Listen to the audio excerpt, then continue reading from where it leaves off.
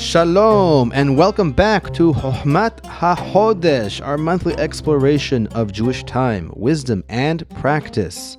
I am your host, Yosef Lopez, and today we enter Tishri, the seventh month that, paradoxically, opens our year.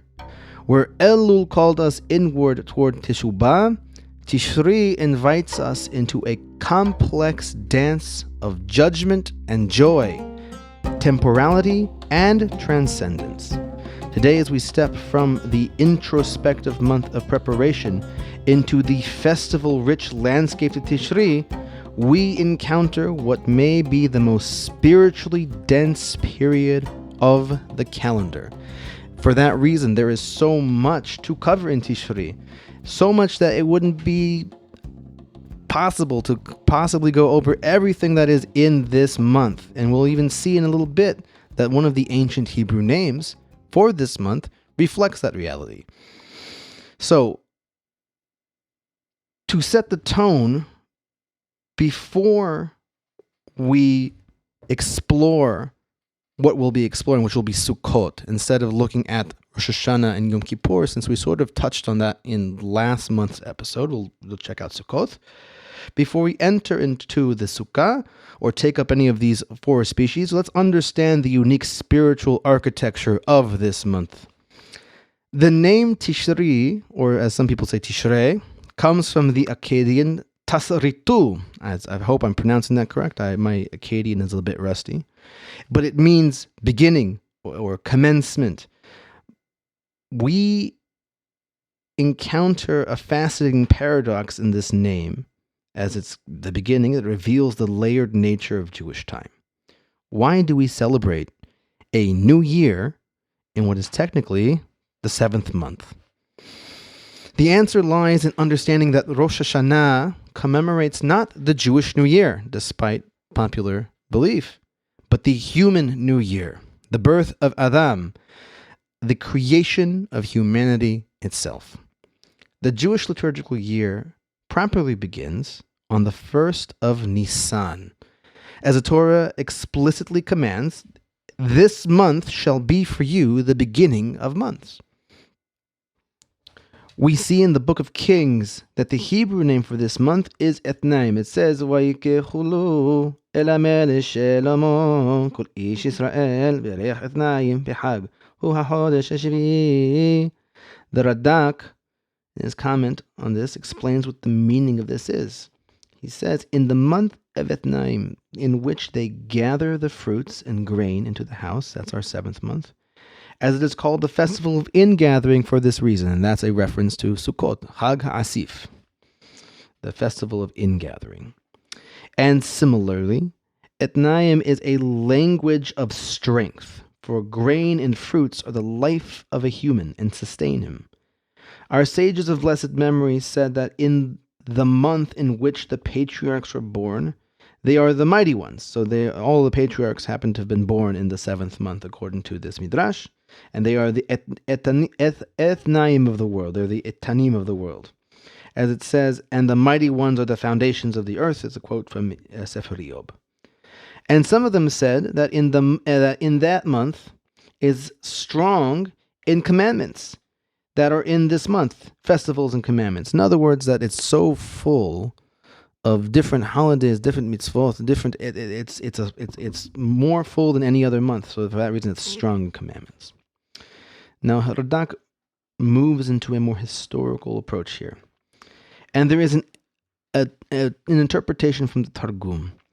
In the ancient month that they call the first month in festivals, meaning once upon a time, this seventh month was seen as the first month for different people. But now it is the seventh month. That is to say, before the time that Israel went out of Egypt, Tishri was the first month. For in Tishri the world was created.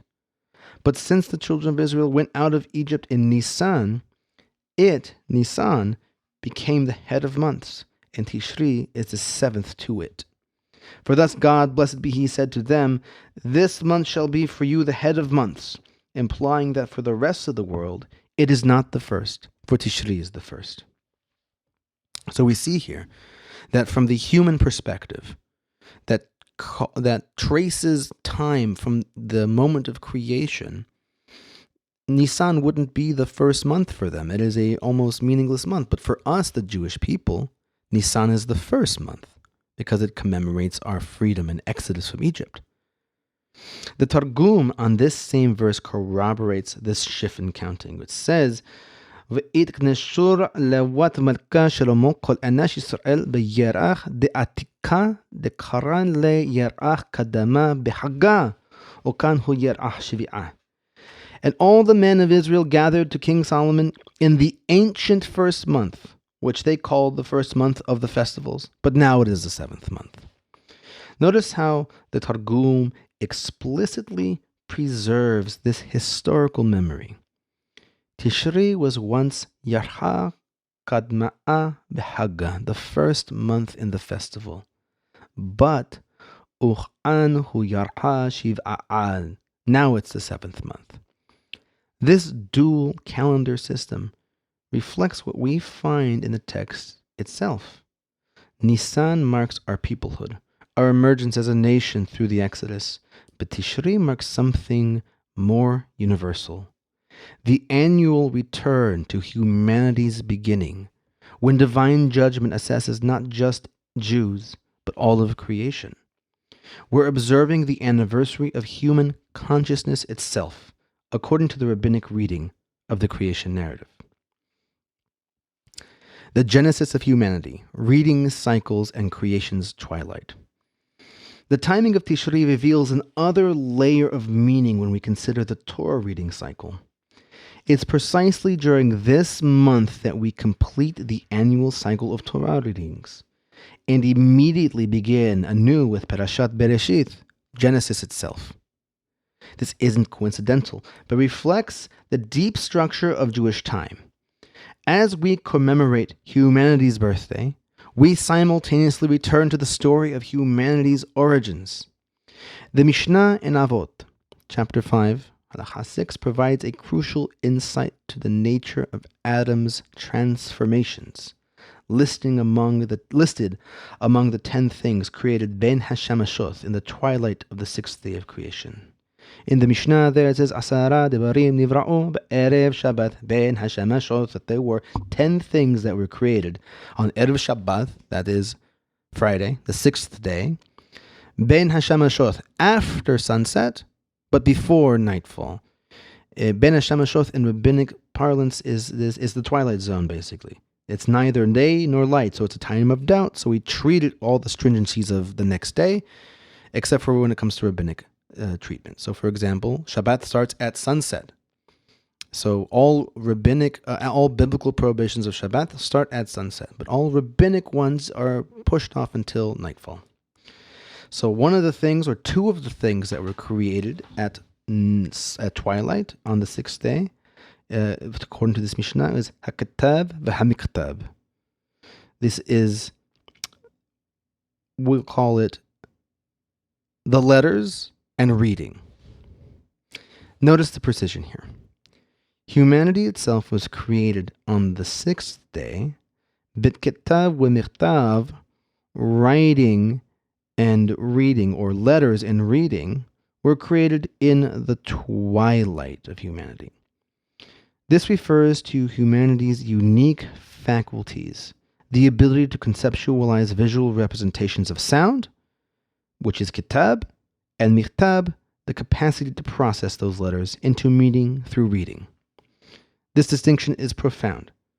The human body and basic consciousness emerged during the regular creative period, but the quantum leap into what the Aramaic tradition calls Ruach Melala, a speaking being capable of abstract thought and divine communication, happens in the twilight moment between the sixth day and Shabbat.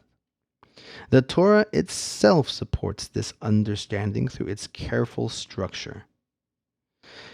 In Hacham Hosef Or's The Horizontal Society, he points out that historical time starts with Shabbat. The reason is, how do we know that? Well, each of the first 6 days of creation concludes with Wahi Erev, Wahi Voker. There was evening and there was morning. Now, that is taken to see that that's the Jewish day starts at night.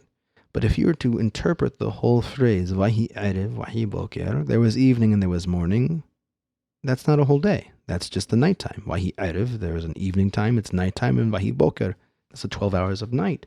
It's not an actual temporal time. But the seventh day, Shabbat, lacks this formula entirely. This absence is not accidental, it's on purpose. It marks the end of the developmental time of what we might call prehistory, and the beginning of a new phase of existence where humans possess the cognitive tools for moral consciousness and divine relationship. What makes this particularly significant is how the rabbinic tradition understands the transformation that occurs at this moment. Humanity transitions from being merely another creature to becoming what the Targum calls Ruach Melala, a speaking being. This isn't simply the capacity for vocalization, which other animals possess, but the ability to engage in meaningful discourse, to name reality, to participate in the very divine activity of creation through language. Let us examine the text itself. In the Torah it says, Vayitzer Adonai Elohim et Adam afar min ha'adama vayifach ba'apav nishmat hayim vayih ha'adam lenefesh haya. It's translated into the Aramaic, Uzvara Adonai Elohim yat Adam afra min adamatha unafach ba'apui nishmata dehaya wahawat ba'adam leruach memalela. So God Adonai formed the human from the soil's humus, blowing into his nostrils the breath of life, and the human became a living being, a nefesh chaya. But the Aramaic Targum translates Ruach Melala. It became a speaking spirit. This translation shifts the emphasis from mere biological life, the nefesh chaya, to the distinctive human capacity for rational speech that bridges the material and spiritual realms. This understanding deepens the significance of Rosh Hashanah as humanity's birthday. We are not just commemorating when human bodies appeared, but when consciousness capable of divine relationship emerged, when creatures became capable of teshuvah, of judgment, moral choice. The twilight timing suggests that humanity exists perpetually in this space between the purely physical and the purely spiritual. As we begin the Torah anew with Bereshith during this same period, we're reminded that human consciousness itself is part of creation's ongoing unfolding. Each year, we return to examine how divine breath becomes human speech, how creatures become moral agents, how the material world becomes the stage for the spiritual drama. The Rambam's systematic framework. Within this context of humanity's unique creation and ongoing recreation through the annual cycle, the month follows a remarkable arc. From the piercing call of the shofar on Rosh Hashanah, through the introspective fast of Yom HaKippurim, to the unbridled joy of Sukkot. The Rambam's systematic treatment of these festivals in the Mishneh Torah reveals their distinct characteristics and purposes. In fact, the chapter that deals with these halachot are called Hilchot, Shofar, V'Lulav, V'Sukkot. In these halachot, the Rambam describes the shofar as a biblical decree, emphasizing its commanded nature, its prescribed nature, rather than providing explicit rationale. And in Hilchot Teshuvot, if you recall, he outlines the process of repentance that culminates on Yom HaKippurim. Back in our treatment of these halachot for these periods of holidays, he emphasizes the Sukkot is Zeman Simchatenu, a term used by our rabbis to mean the time of our joy, with specific obligations to rejoice during this festival. While the Rambam doesn't explicitly describe these as a coordinated spiritual progression, his treatment suggests how each festival contributes its essential element to the month's architecture. a month dedicated to the recurring creation of human moral consciousness. This will be our jumping off point for today's exploration. While last month we examined Teshuvah, the shofar's call to awakening, and the process of repentance and atonement, this month we'll focus specifically on Sukkot, Zeman Simhatenu, the time of our joy. But this is a particular kind of joy, a joy that remains aware of death and the end of all things. Our structure today will take us through several interconnected themes. We'll examine the symbolism of the Sukkah itself, explore some Mishnayot from Tractate Sukkot that shed light on this, delve into some profound insights about the Schach as a meditation on mortality, and understanding the Sukkah as a paradigm for human existence. We'll also examine Koheleth, whose themes of temporality and meaning resonate throughout these teachings. Each element builds upon the others, creating a comprehensive picture of how Sukkot transforms our awareness of life's finite nature into a source of celebration rather than despair.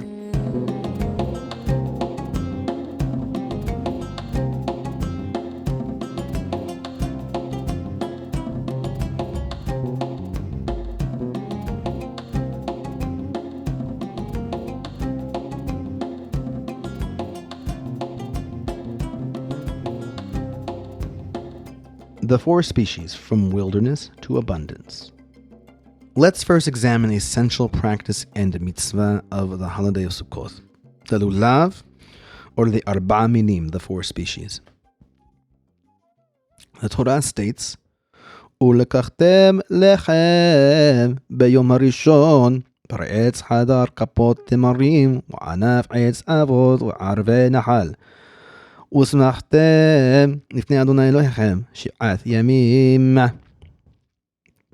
will take for yourself on the first day the peri'et hadar, the fruit of the beautiful tree, kapot temarim, the leaves of the tamarim, of the date, anaf et arbot arve nahal, and the leaves of the willow, the brook willow, and you will rejoice before God 7 days. The Targum actually spells out which of these species are. For example, we will see here v'tisbun lechon b'yomed kadme peri elana etrogin belulabin v'hadasin v'aravin denachal dechdon kadem adonai le'elehahon she'ath yomin. So instead of saying, for example, etz peri hadar, which means the fruit of the beautiful tree, the Targum here just says etrogin, and then very clearly lulavin, v'hadasin, v'aravin. That is a citron, a palm branch, myrtle, and willow. But what do these species of plant have to do with rejoicing before God? It reminds me of a non-Jew who was perhaps visiting New York for the first time, recalling that a man dressed as Abraham Lincoln just came up to me with a lemon and big asparagus, asking if I was Jewish. New York is a weird place. So there's a well-known interpretation that the species represent a human body, with the etrog being the heart, the willow being the lips, the hadasim being the eyes, and the lulav being the spine. Or that each piece of fruit represents a different type of Jew. As it is enumerated in Vaikra Rabbah. You have Jews who are full of mitzvot and good deeds, and you have Jews who are full of learning but not mitzvot, and that they each sort of represent that based off of their lack of taste or smell or full smell. And that is a call for unity, that without one of these types of Jews, even ones that have no taste and no smell, the lulav is not kasher, it's pasul for the holiday. So it calls for unity amongst all different types of Jews. The Arba Minim present a fascinating study in Maimonidean thought, but not in the way you might expect. Rather than viewing them as abstract symbols, the Rambam in the Guide for the Perplexed offers a remarkably practical explanation rooted in historical memory and human psychology. The Rambam writes, "I believe that the four species are a symbolic expression of our rejoicing that the Israelites changed from the wilderness, no place of seed or figs or vines or of pomegranates or of water to drink, to a country full of fruit trees and rivers. In order to remember this, we take the fruit which is the most pleasant of the fruits of the land, branches which smell best, most beautiful leaves, and also the best of herbs, and that being the willows of the brook. This explanation grounds the mitzvah in concrete historical experience rather than abstract symbolism. We're not engaging in high-concept spiritual exercise, but in embodied remembrance of transformation from barrenness to abundance, from wandering to dwelling. During a time, if you remember from the last episode, in which Sukkot is described as a time where the world is judged for rain. The Rambam continues with characteristic precision, noting that these 4 species serve 3 practical purposes. Quote, First, they were plentiful in those days in the land, so everyone could easily get them.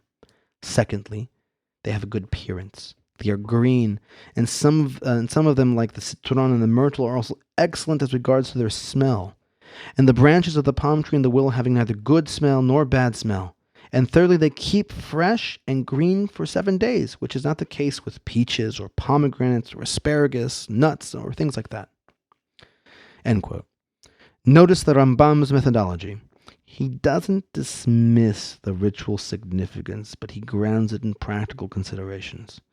The mitzvah works because it uses materials that are accessible, beautiful, and durable enough for the festival's duration. The spiritual meaning emerges from these practical requirements. This approach reminds us of our connection to our land, our home, Eretz Yisrael. We take the most beautiful and fragrant products of that land to remember our journey from scarcity to abundance, from slavery to freedom. The practice uses physical materials to encode historical memory and then to retrieve it with its performance. It is prayer brought to life and made manifest through actions.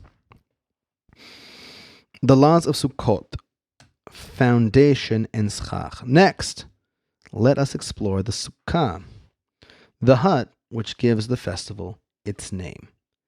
The Torah instructs us, "B'Sukkot teshevu shivat yamim, kol ha'ezrach v'Yisrael yeshevu b'Sukkot." In booths ye shall dwell 7 days. All who are native born in Israel shall dwell in booths. Before we explore the deeper meanings, let's establish the halachic foundation. The Rambam in Hilchot Sukkah opens by defining the essential structure. A sukkah requires walls, at least 3 walls, and schach, a type of covering. But notice the crucial relationship. The sukkah's validity depends entirely on the schach. In Hilchot Sukkot, chapter 5, halacha 1, the Rambam states, "Hasechach shel hasukkah אינו כשר מכל דבר. אין משכחין אלא בדבר שגדולה מן הארץ, שנעקר מן הארץ, ואין מקבל טומאה, ואין ריחו רע, ואינו נושל ונובל תמיד." So, the schach, you cannot make schach from any material. Not anything is kasher for that purpose. We only make schach from things that grow from the ground, is detached from the ground. It's not susceptible to ritual impurity, doesn't have a bad smell. Things like that. These aren't merely technical requirements. It establishes that the sukkah's identity flows from its covering. The walls can be made out of almost any material, even people or animals lined up as a wall. But the schach must meet these specific criteria. Why? Because the schach defines what the structure actually is. We see in Mishnah in Sukkah, chapter 1, halacha 5, "Havele qash, havele isim, havele zeredin, ein maskechin behen, v'chulan shehitirian kasherot, v'chulan kesherot ledefanot." That is that bundles of straw and bundles of wood and bundles of twigs. One may not make a roof with them, but all of them, if one untied them, are valid for the roof. So if you were to untie any of those aforementioned materials, that's a perfectly fine roof. And then it concludes by saying that all of them are valid for walls, meaning even if tied, they're valid for walls. Maimonides comments as follows: bundles of straw, and bundles of wood, and bundles of twigs. We are concerned lest a person initially place a bundle tied together to dry at a store before the festival, and then later decide and leave it there. They see it there, and then they leave it there to serve as the roofing for the sukkah. And this is forbidden for the reason we mentioned, you shall make, and not from what is already made. That is to say, it was not made for shade, but rather for drying. So to explain Harambam's comment so far, if a person places a bundled group of twigs on top of this structure that will become the sukkah, their intention was to dry it out or to store it, not to make schach. So they have to have the intention to make the schach. They have to make it. It can't just it can't come into existence. So, for example, you have to put in the effort to build the sukkah each time. You can't build the sukkah once and then each year come back to it. You'd have to replace the schach, or to at least put the schach on each time. Therefore, we have troubled him to untie those bundles so that there will be an action done for the sake of the sukkah. So if he has those same bundles up there, all he has to do is untie them and they become the schach for the sukkah. Therefore, it is necessary to untie the bundles because of this concern. And we forbid making sukkah roofing with tied bundles in general for that reason. So a person's always doing some sort of action and not trying to kill two birds with one stone, so to speak, where I'm going to put these up here to dry, and then when Sukkot comes, I'll have a sukkah. This little legal detail reveals something profound. The rabbis are telling us that the roof, the schach, is what actually makes your sukkah a sukkah. The walls, they're basically just structural support. But that roof, that's the soul of the whole thing. The walls merely create the boundaries within the schach to operate. Now we can understand what covers our dwelling.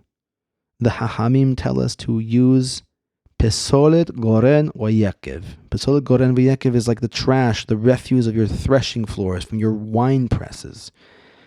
This isn't haphazard. Like all teachings of the sages, these instructions reflect immense insight into human psychology. Think about what this means. We're instructed to use what is no longer alive, what has been harvested, what represents the end of the growing cycle. And it is the season. Sukkot occurs during the harvest season, when everything in nature is decaying and dying, when the agricultural year reaches its completion. This is why the Torah calls Sukkot Hag HaAsif, literally the festival of gathering or of reaping. But there's a deeper insight. The word asifah in Torah literature doesn't just mean harvesting crops. It's used interchangeably with death itself. When Moshe dies, when Abraham dies, the Torah says, "Vayasef el amav." He was gathered to his people. The imagery of the grim reaper with his sickle is a construct, an archetypal image in humanity's collective unconscious. It reflects this fundamental connection between harvest and mortality.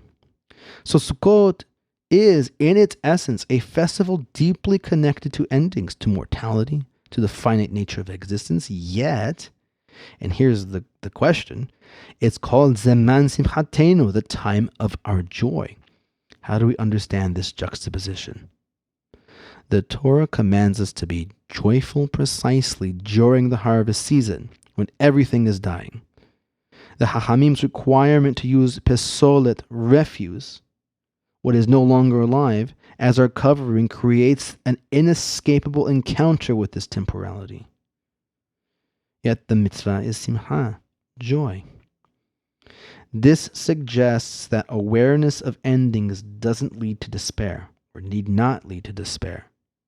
The very structure of the festival demonstrates that acknowledging life's finite nature can coexist with, perhaps even enhance, genuine celebration. If things continued forever, the concept of a festival, a special time, would lose all meaning. It's in the shortness of time, in the finite nature of things that we find meaning. This transforms our understanding of schach completely. We're not just following an agricultural custom.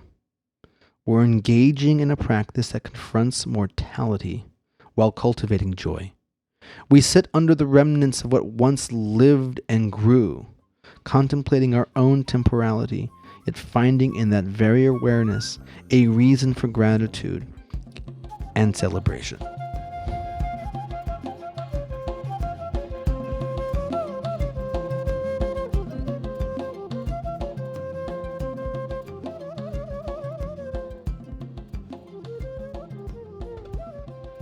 Now we can understand why the Rambam calls Sukkot Zeman Simchatenu, the time of our joy.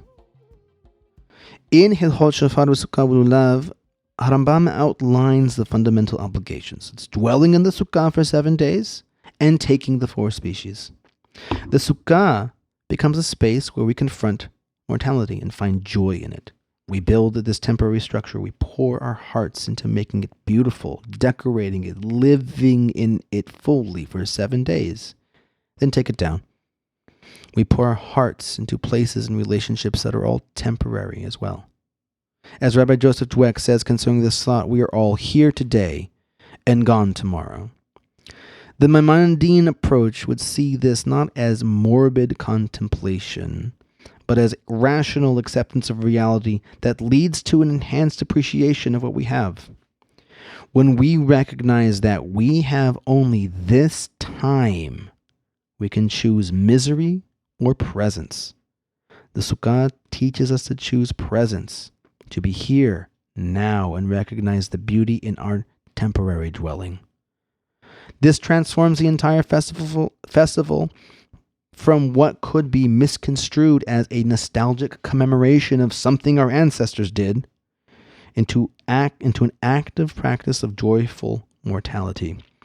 Under the schach, made from what once lived, we learn to find meaning not despite life's temporality, but because of it. This brings us to a fascinating insight that Chacham Hosef Or had on the mitzvah of dwelling in the sukkah. Geonic and Tosafist interpretations, a tale of 2 approaches. The diversity of Jewish custom becomes particularly rich when we examine Sukkot observances. As Chacham Hosef Or illuminates in his profound analysis, these differences often reflect deeper philosophical distinctions about the very nature of mitzvot. Chacham Or draws our attention to a fundamental difference in how we understand the Sukkah mitzvah itself. The blessing for eating matzah, for example, uses the formula al achilat matzah. This is because it's concerning a single, specific act of eating.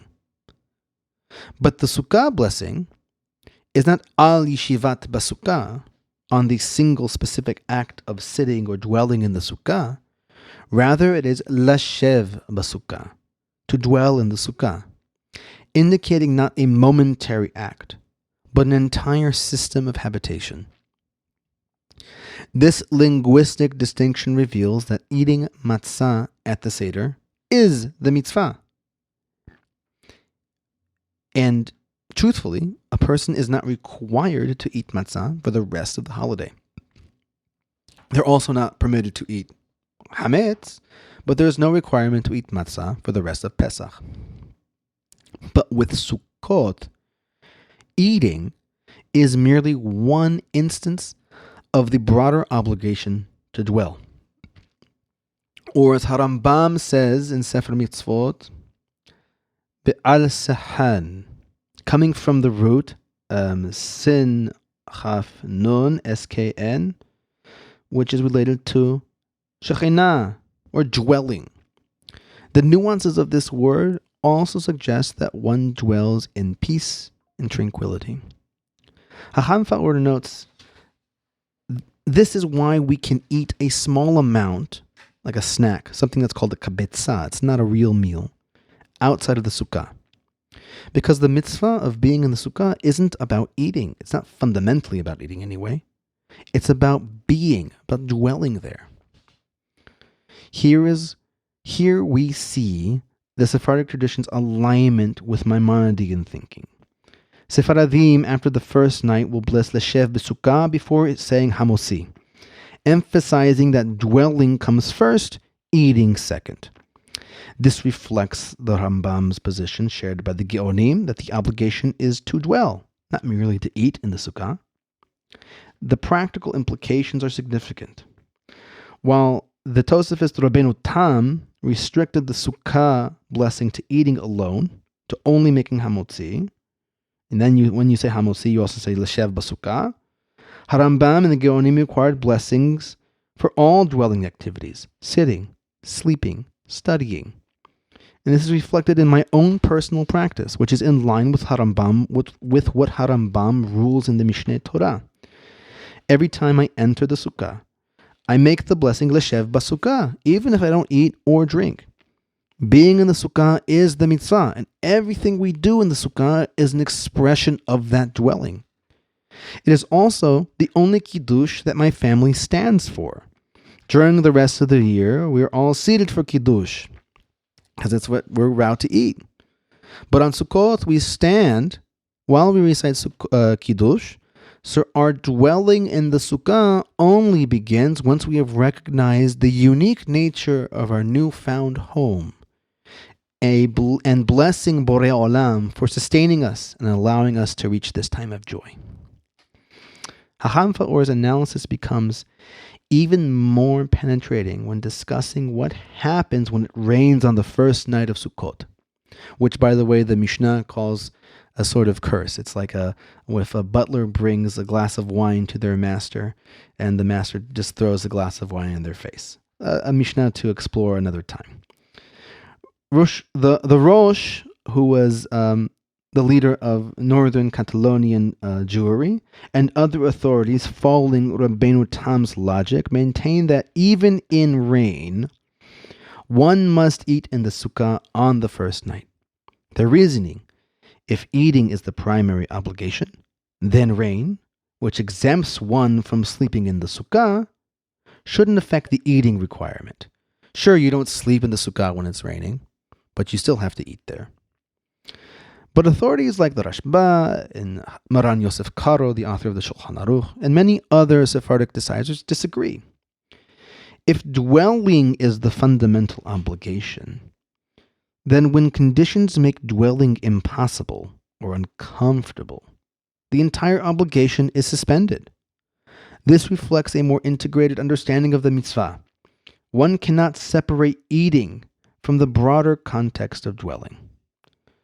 Ashkenazi communities developed their own rich traditions, particularly around the concept of ushpizin, who are these mystical guests invited into the sukkah each night.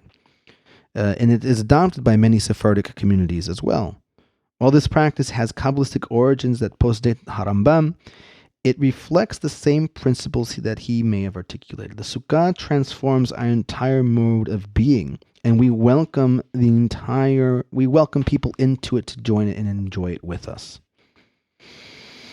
The sukkah as a paradigm of human existence. Hacham Faor's most profound insight in this article concerns the symbolic dimension of the sukkah.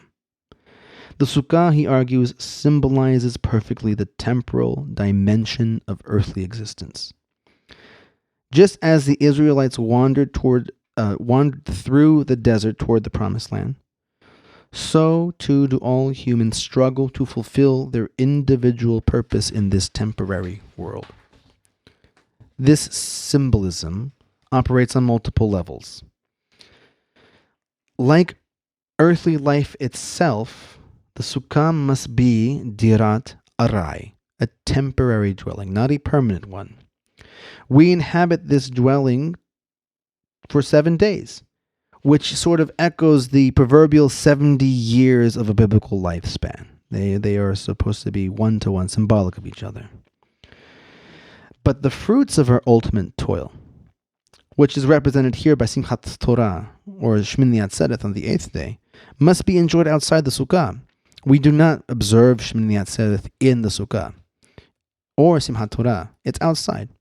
As the rabbis taught, Ein Sahar Mitzvah B'Hai Alma, there is no complete reward for Torah fulfillment in this world. The Sukkah becomes then a symbol of trust in divine guidance. The liturgical expression Sukkot Shalomecha expresses the special care God provides for those who allow themselves to be guided by divine wisdom.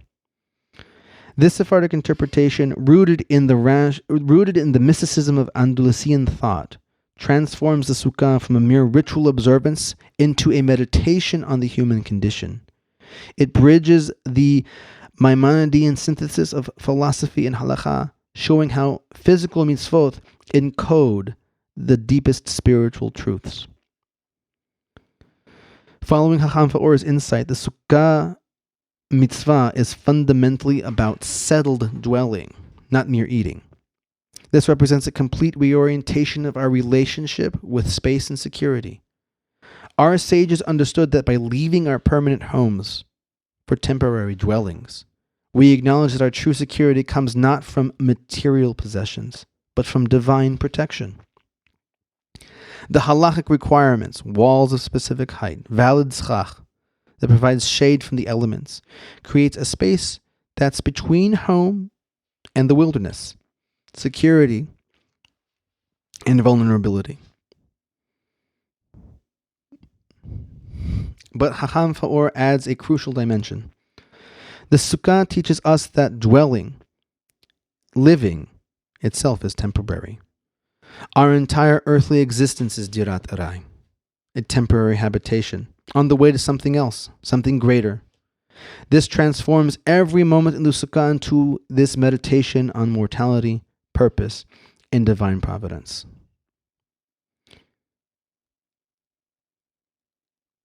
He concludes by saying, finally, the Sukkah itself became a symbol of trust in divine guidance and care.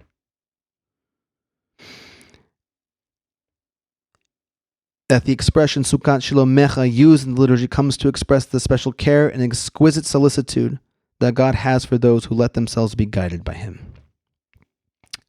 Kohelet, the appointed reading.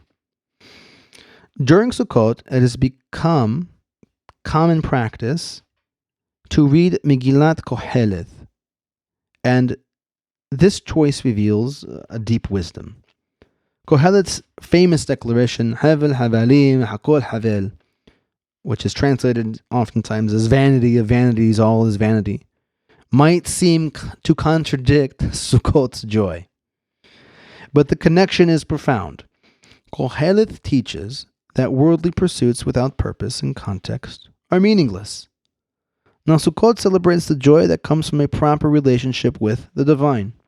The temporary Sukkah embodies Kohelet's teaching that there is a time for everything under heaven. And now, during Sukkot, people are literally under heaven. Many people are familiar with the song Turn, Turn, Turn by the Byrds, its words being pulled straight from the words of King Solomon. Now, I will not sing the Byrds' version of the passage, as you, my listener, have not done anything to me to deserve such torment, but I will recite the Hebrew original with the ta'amim as used by the Sephardim. And this is from Kohelet, chapter 3. It's the opening of the chapter.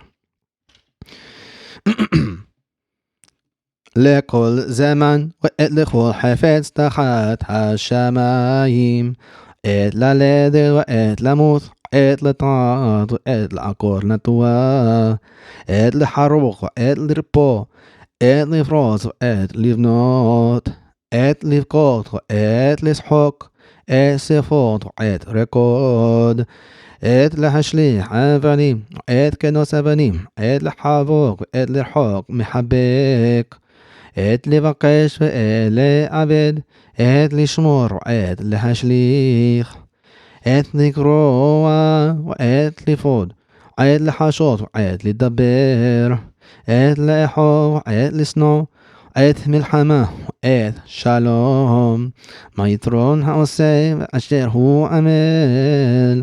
ראיתי את העניין אשר נתן אלוהים לבני האדם לענות בו.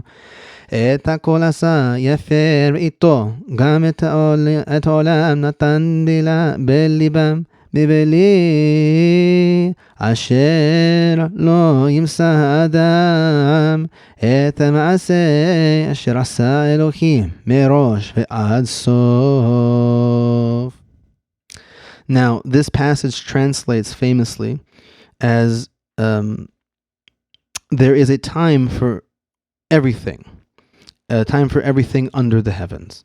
A time to be born and a time to die. A time to plant and a time to uproot that which has been planted. A time to kill and a time to heal.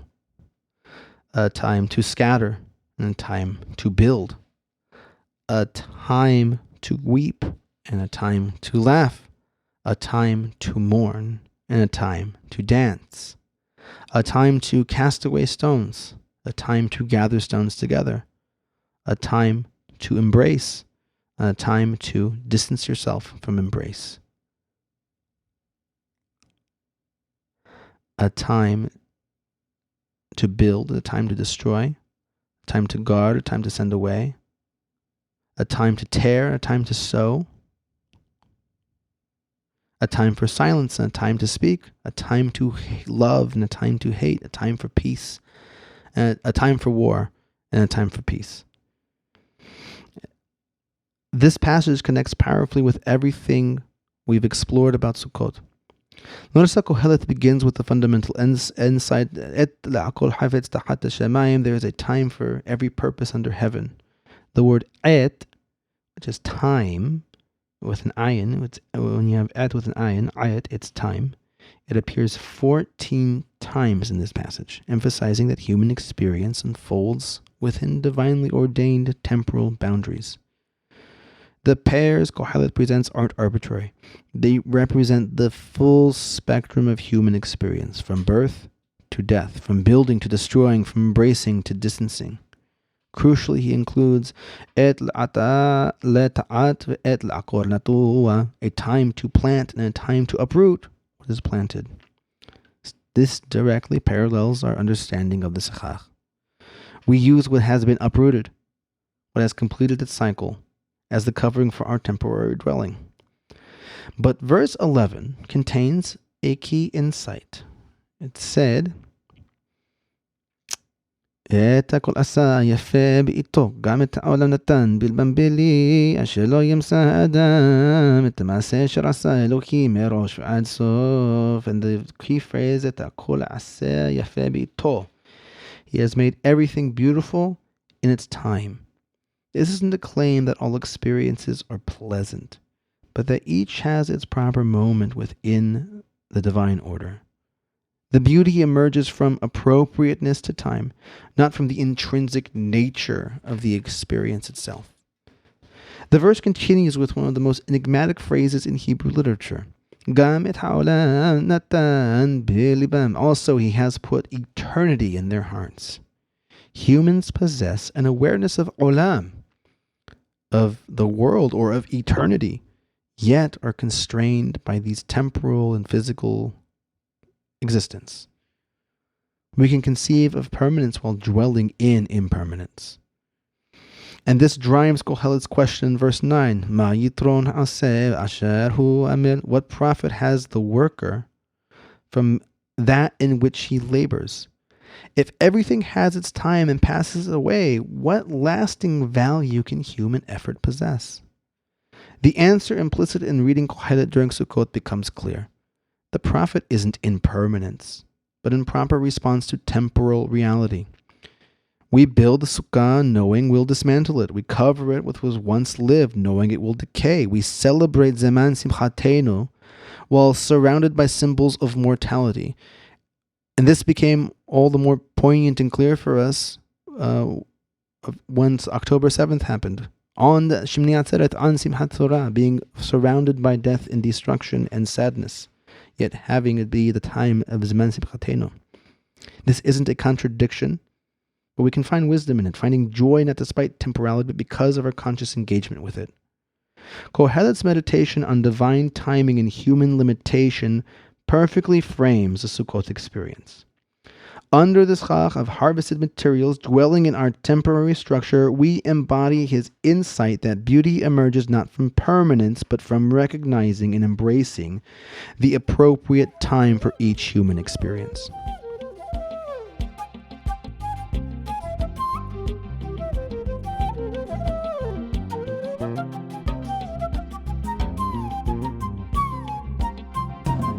In our time, this understanding of Sukkot, which is informed by the various Hachamim we have explored, speaks with particular power to contemporary challenges.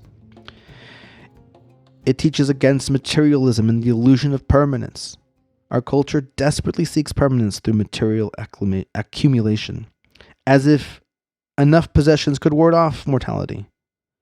The Sukkah, covered with the remnants of what once lived, teaches us that security doesn't come from denying temporality, but from embracing it joyfully. In an age of endless distraction, the Sukkah demands presence. We sit under a covering that reminds us that this moment will pass, which paradoxically makes us more attentive to its beauty. We can transform endings into celebrations, unlike the morbid approach to mortality found in contemporary Halloween or Dia de los Muertos traditions. Sukkot transforms the recognition of endings into Zaman Simhatenu. We learn that endings don't rob life of meaning, they create it. The Sephardic understanding that dwelling encompasses all activities, eating, sleeping, studying, celebrating, offers us an integrated approach to living with our mortality.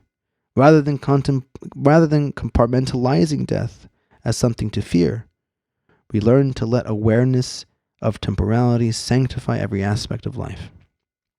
The Sukkah becomes a symbol of trust in divine guidance, and it teaches us that security comes not from controlling outcomes or achieving permanence, but from aligning ourselves with the divine rhythm that includes both growth and harvest, life and death, building and dismantling.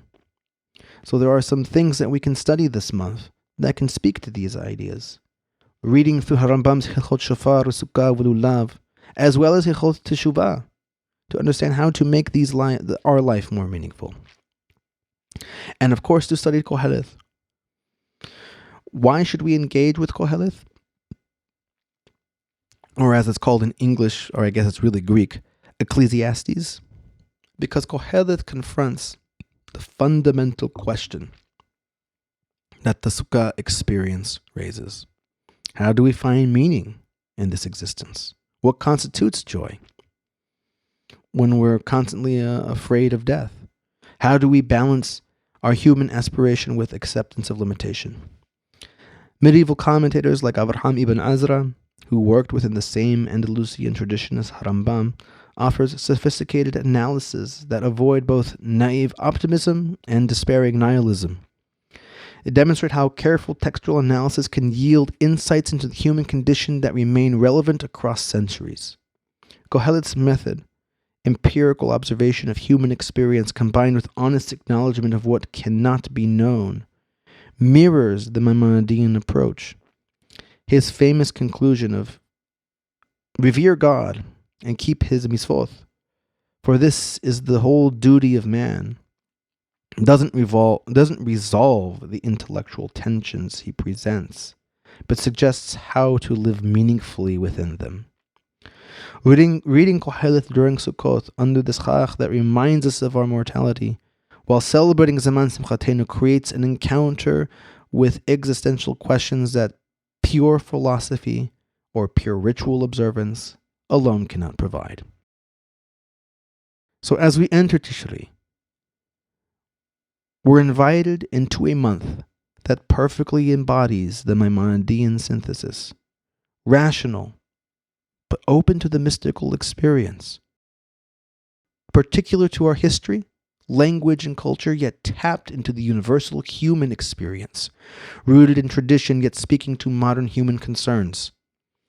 The festivals of this month don't ask us to abandon reason, but to expand it. They don't ask us to reject the physical world, but to sanctify it. They don't ask us to abandon our individuality, but to bind it together with others in service of the divine. But perhaps most profoundly, Tishri teaches us that acknowledging our mortality, confronting our shortcomings during the 10 days of awe, seeking forgiveness and atonement through praying, fasting, and increasing our good deeds, to sitting under the schach of what once lived, dwelling in structures we'll soon dismantle, doesn't diminish our joy but creates it. The temporary nature of our dwelling doesn't make it less precious, but infinitely more so. May this Tishri be for all of us a time when we learn to find celebration, not despite life's temporality, but because of it. A month that demonstrates how the careful observance of mitzvot can elevate both mind and heart, teaching us to dwell joyfully in our temporary structures, while trusting in the eternal foundation that supports them all. Until next month, when we'll explore Mar Hashwan, the month of ordinary time that follows the festival intensity. Keep learning, keep studying, keep growing, and keep connecting the wisdom of our ancestors to our challenges and opportunities of our own time. Before we close, I want to invite you to be part of this ongoing exploration. If today's discussion raised questions you'd like to explore in future episodes, or if you'd like clarification on any of the topics we've covered, please send them our way. You can do this by going to our Patreon page, which is Horizontal Media. You'll find many of our sources linked in the show notes, including the text from Chacham Faor and the relevant passages from Harambam's Mishneh Torah and Guide for the Perplexed. And these resources will allow you to engage more deeply with the material we've discussed and form your own understanding and conclusions of these rich traditions. Until next time, Tizku l'shanim raboth, Añada buena, clara y dulce. Have a happy new year. Shalom u'baracha.